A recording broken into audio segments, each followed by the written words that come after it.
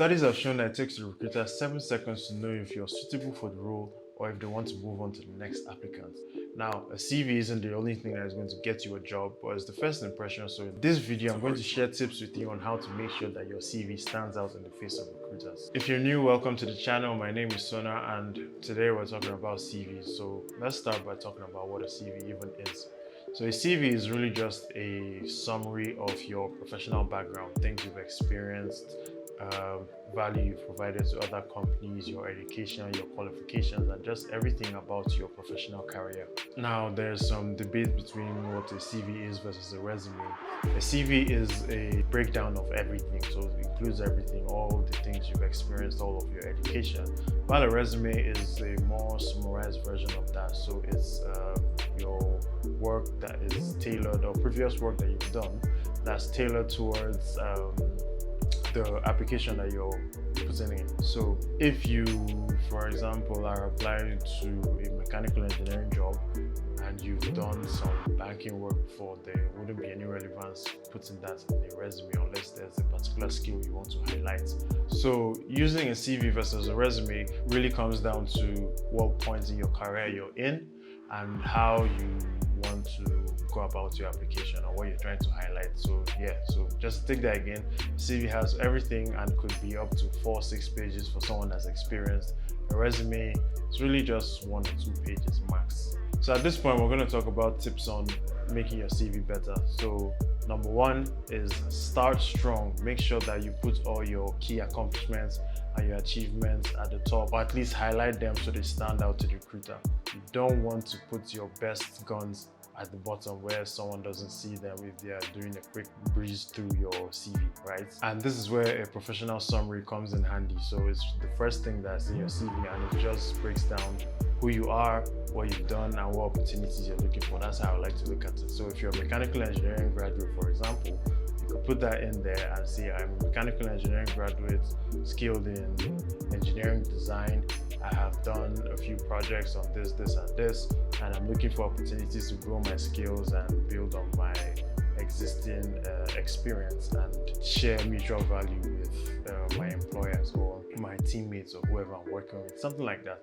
I'll probably do a video making a proper CV from start to finish, and we'll do it together. So make sure you're subscribed so you get to see that and you don't miss out. Number 2, emphasize results rather than responsibilities. So if you want to make sure that you highlight what you achieved, what you accomplished, rather than just saying I was responsible for doing this. So if you are a sales rep, for example, you say I was able to boost sales by 20% rather than just saying I was in charge of ensuring sales were done, or I was in charge of making sales or marketing.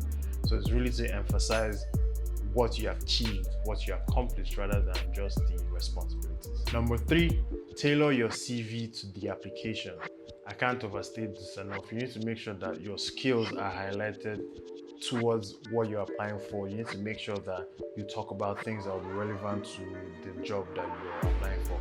So if you're applying to chemical engineering, for example, you can't be talking about how you manage flowers or how you bake bread or something.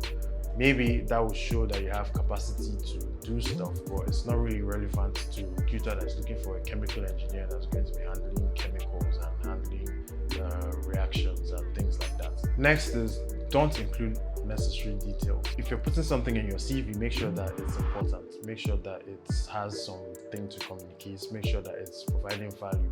Don't talk about how your hobbies are singing when you're applying to a business analytics role.